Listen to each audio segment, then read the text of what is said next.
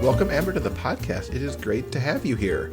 Oh, thank you so much for having me. I've been really looking forward to this. So I reviewed Something Like Gravity back in episode 195, and it was the summer book that I didn't know I was looking for. And I'd like you to start us off by telling everybody in your own words what this book is about. Ah, well, so this book is about a lot of things, but really at its center, it's a story about falling in love for the first time and finding yourself in the process. So it's told between our two main characters, Chris and Maia, and both of them are going through a really difficult time in each of their lives. Chris has recently come out as transgender, and he's really trying to figure out how to navigate his life now that everything's suddenly changing. And he's also trying to process this really terrifying assault that he survived the year earlier. And Maya, she is dealing with the recent death of her older sister. And so both of their lives look very, very different. But the one thing that they have in common that brings them together is that they're both trying to figure out who they are going to become in the face of these, really life-changing events that they've been through. What was your inspiration behind the book? There were a lot of various threads of inspiration, but it's funny. I actually started writing this book as two separate books. So Chris was the protagonist of one, Maya was the protagonist of the other. And I do generally work on two things at the same time. Because if I get stuck on one, I can sort of hop over to the other thing I'm working on. So, but I always thought of these as separate books in the beginning, and Chris's story was primarily about coming out and being queer and being trans and trying to figure all of that out. And Maya's was a story about grief. And so at a certain point, I think it became too hard for me to continue working on these stories because both of them were super personal. So I was drawing from a lot of my own experiences with coming out as a lesbian and also, dealing with the loss of loved ones myself.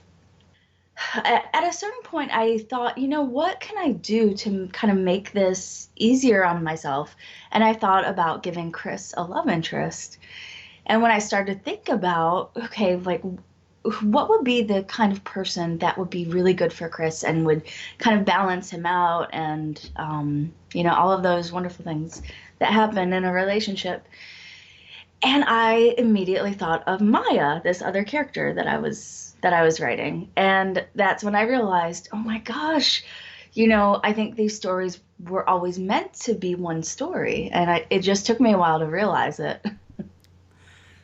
That's amazing to me on a couple levels. I mean, A, because I can't do two projects at once because it makes my head want to explode. But also just coming back to the title, Something Like Gravity, it's like gravity just pulled between these two stories and brought these two together from the disparate places that you had them. Did the characters fundamentally change when you brought them together, or did everything just click into place once that happened? Well, not necessarily. So I think the biggest part was just that I had been working on these stories for so long. So maybe I don't think much of my original writing made it into the final book, but I think doing that writing on both of the stories prior to combining them as one really helped me to get to know each character in that sense, because I knew each of them so well. I knew their voices, I knew their histories. It was sort of easy to bring them together. But I mean, I had to rewrite everything. Sure. But I think it was almost like telling the stories of two people I knew really well already. Any chance that those original stories get to become prequels or something? Oh my gosh, I love that idea. Something to think about. I don't know. Future thoughts there. Yeah. As you noted, I mean, both Chris and Maya have these weighty things that they're dealing with on both sides. What was your process to kind of present that authentically to the readers? I always, whenever I'm starting a story, I begin with um, my own experience. And so I always sort of view writing as therapy in a way. So like Chris and Maya's experiences start out as something very real that's happened in my life, but then as I write them, they become something else. So I don't know. I think I just always have in the back of my mind um, the root, like emotion or the emotional world of that I lived in as kind of the parameters for the story. And so hopefully anyway that helps to keep things feeling real and authentic. And then you put the love story in with this. The way that you counterbalance what they're going through with this super sweet love story. It was unique to me how that worked because for some of the story at least, they're almost not dealing with their issues because they're finding this in each other. How did that kind of all mix together for you? Yeah, well, I think one of the things I realized as I was writing the book separately in the beginning was that I was focused so much on the pain that each of these characters felt. And I've written about trauma and assault and grief in the past, and it felt like I was sort of like rehashing or like reopening old wounds of my own. And I just thought, I really like I need to do something different here. And it took me a while to figure out that I wanted this to be a love story because, it took me a while to kind of wrap my head around like, well, why was I writing it that way in the first place? And I had this sort of like switch flipped in my mind when I started thinking about the love story aspect. I thought, what I would love to do with this book is make love be more powerful than the pain that each of them were experiencing. And so that kind of helped me to steer the story in a different direction. And when I really started thinking about it, that love and connection and relationships, those are the things that really helped me heal during the hardest times in my life. And so I think it can be so easy to focus on the darkness sometimes, but when I really thought about even my own life, I realized, the things that really got me out of those dark places were my connections with other people and learning how to love myself and falling in love for the first time. And so that became something I wanted to explore more than that other side of things. And it's interesting too that the essentially the secondary story for both characters is their relationship with their parents, who are Yeah. both dealing with. For Chris, it's his parents coming to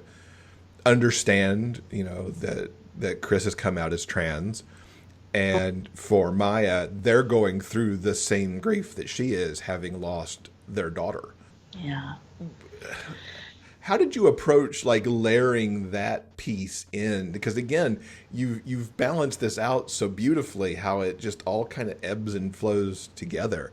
But there's a lot in play here. Oh, well, thank you.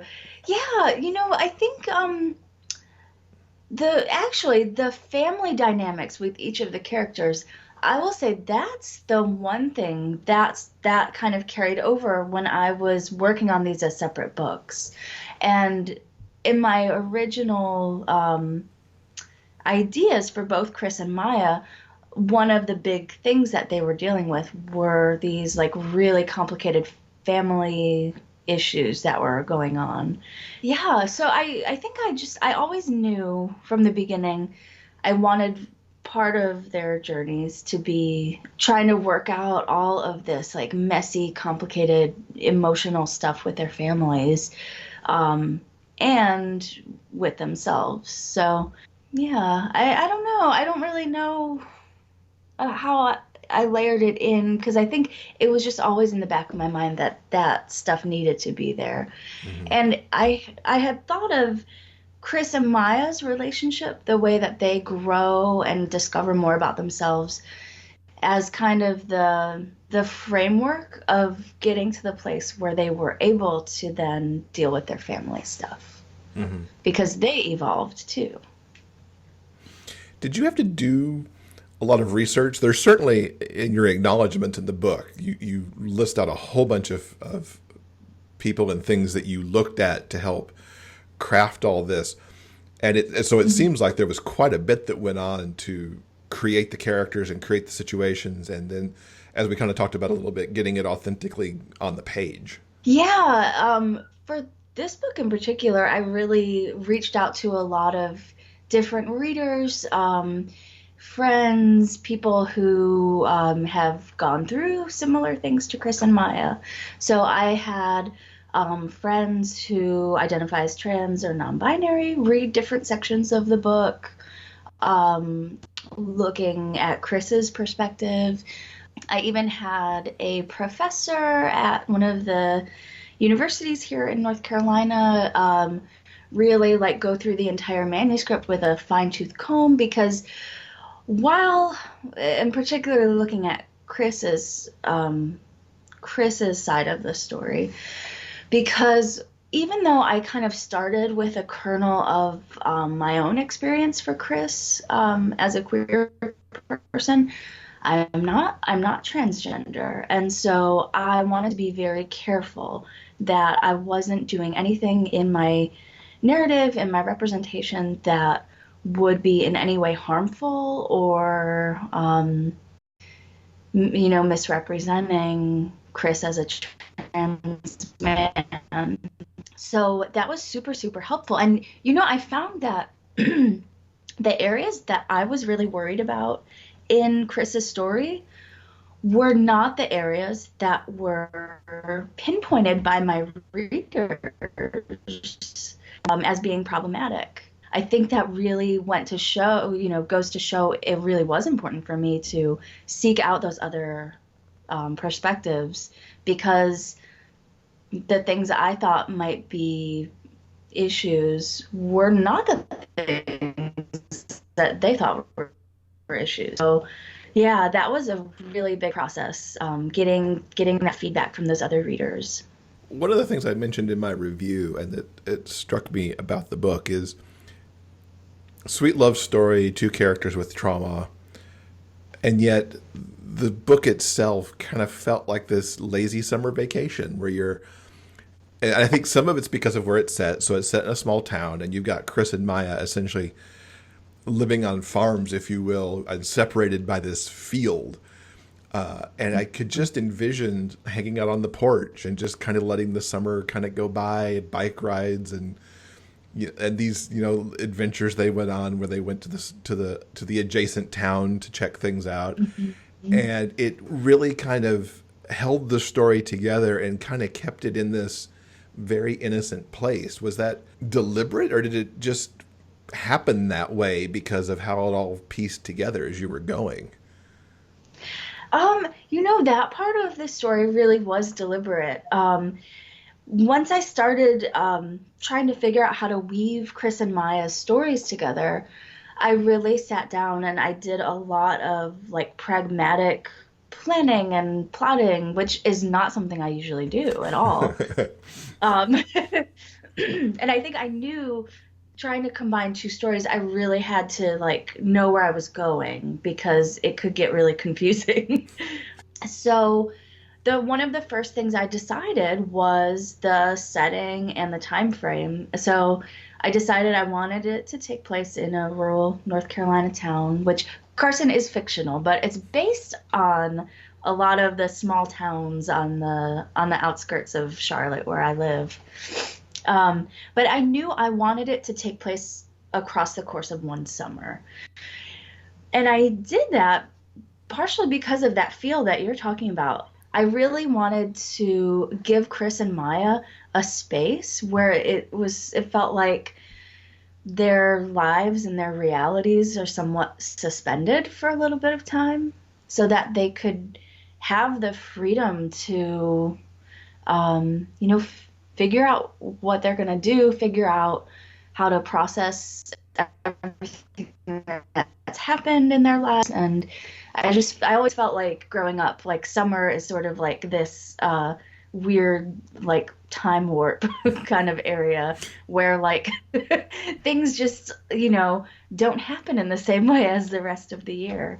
And so I definitely wanted to bring in that kind of like lazy feel to the whole, because it feels like, oh, like we have all the time in the world, but of course we know summer only lasts so long. Yeah. So that's also like a little bit of a ticking clock I could put in there. What do you hope readers take away from the book? I really wanted readers to be able to look at Chris and Maia's story and find pieces of themselves in each of these characters. So even if a reader isn't trans or queer or grieving, I hope that they might be able to find some commonality with Chris and Maia, and maybe that's just the simple fact of being able to relate to falling in love for the first time.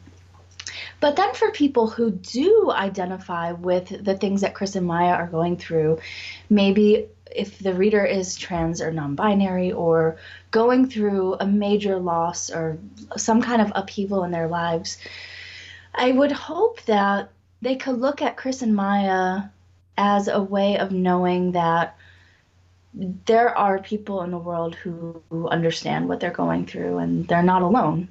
Let's talk a little bit about Amber Smith's origin story. What got you into writing, and kind of specifically into writing these powerful young adult books, because this is not your first one that deals with weighty material? I sort of came to writing in a very roundabout way, as a lot of people do. So when I was growing up, I always wrote, like I always kept journals. And when I was a little bit older, like a teenager, I wrote poetry. And so, but all of my writing was very personal and not something I ever would show anyone. It was more like therapy. Like even when I was a little kid, I remember having the little diaries, and it was like I would just write about what in my life, what happened that day, just sort of like dumping everything out of my head. So I was actually much more involved in the visual arts all throughout my life. That's what I really focused on when I was in high school. I ended up going to college for painting. I have my BFA in painting, and then I went on to get my master's in art history because I had worked in some art gallery settings as an undergrad, and I was like, I really think I want to be a part of this whole art world in this way, maybe not as an artist, but as someone who kind of brings art to people. And so I did that for a long time. I was working in the art world as a curator, and during that time, I was doing a lot of writing for my work, but it was like more writing about art history and like biography type writing. And this also coincided with the first time I really didn't have a dedicated studio to work on my own. And I think I really, even though I loved what I was doing in the art museum world, I really missed working on my own creative stuff. And so it was only then that I really looked at writing as not just a therapeutic outlet, but it became more of my creative outlet. And that's when I started working on my first book. And that first book, that actually started out as very much therapeutic writing. Like, and then the longer I spent with this story, it kind of morphed into something more fictional. And I guess I was sort of hooked at that point. I think I realized, wow, I can really do a lot with fiction, and it was really healing. Just like when you read a book, a fictional book, it can be a lot easier to sometimes relate to a fictional character and have empathy for their situation and kind of see the big picture more so than we can sometimes do for ourselves. And that's sort of what writing became for me very early on. So yeah, that's how I got that's how I got here. That's a good story. I like how you went from essentially one creative expression to another, from creating, works of art to now creating a different work of art, if you will. And then, something like Gravity is the first book where I've been able to kind of bring in some of my art background. So that was really fun. Yeah, with Maya's photography, I could see how that could kind of bridge that gap a little bit. Mm-hmm. Yeah, yeah. What would you say the trademark of an Amber Smith book is? I would say the trademark is the story is going to be emotional. It's going to deal with some difficult stuff, and it's going to be very real. So I definitely don't like to kind of sugarcoat things all that much. So it can be a little gritty. Gritty's a good word for it, actually, having now read this one. Who are some of your author influences? Oh, some of the authors who really influenced me the most are the authors that I read when I was in high school. So I remember YA wasn't necessarily a thing yet when I was like a younger teenager, but in my senior year of high school, I remember there were several books that came out right at that time, and I was a big nerd, so I volunteered at my school library, and Me my too. librarian was like my best friend.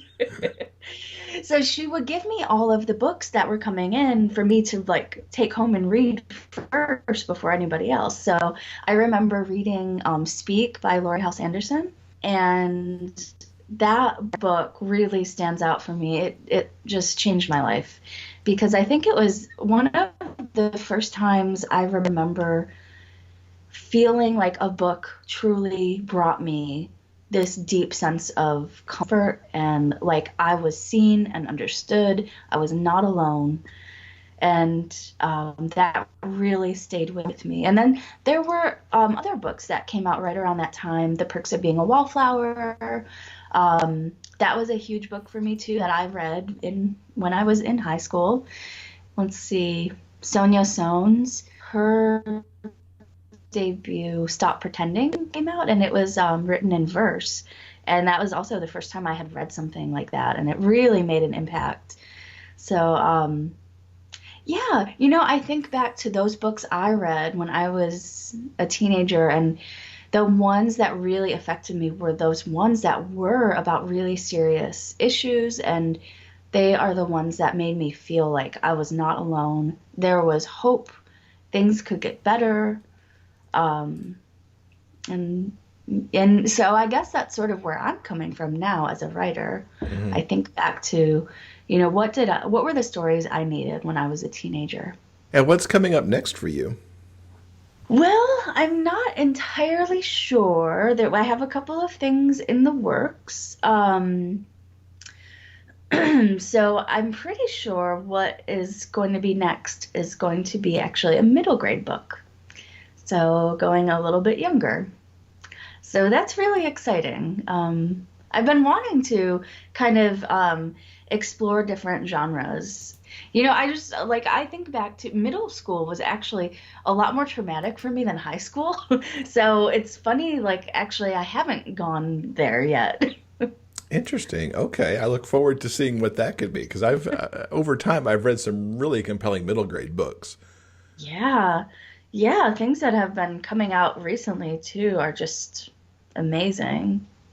What's the best way for everybody to keep up with you online so they can follow along with what you're doing and when new stuff comes out? Ah, yeah. Well, I always keep updates going on my website, ambersmithauthor.com. But I'm most active on Instagram. So on Instagram, I'm at AmberSmithAuthor. I'm also on Twitter as A Smith Author and Facebook as well. So definitely keep up with me there. I love hearing from readers, and it just I get so excited when I see messages come in from you guys. So Fantastic. We'll link up to all those places, the books we talked about, and of course something like Gravity. Wish you the best of luck with that as this summer continues this year. oh, thank you so much.